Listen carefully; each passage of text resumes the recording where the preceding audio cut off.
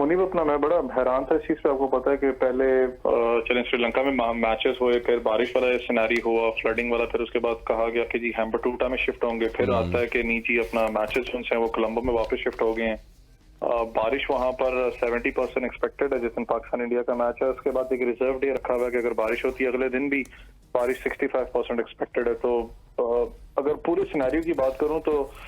मैं खुद भी हैरान हूँ इस चीज पे कि पाकिस्तान क्रिकेट बोर्ड को बेसिकली आप नुकसान पहुंचाने की पूरी कोशिश में और आप उसमें कामयाब भी हो रहे हैं, क्योंकि पाकिस्तान क्रिकेट का ये टूर्नामेंट है, पाकिस्तान को दिया गया है, चाहे वो श्रीलंका में भी खेले, आपको पता है गेट मनी हो, चाहे अपना दूसरे मामला हो स्पॉन्सर्स के, तो पाकिस्तान को उसका हिस्सा ज्यादा जाता है। तो ये साफ बात है, पता लग रहा है कि अब प्री प्लानिंग के तहत किया गया था कि ताकि इस चीज को खराब किया जाए। जब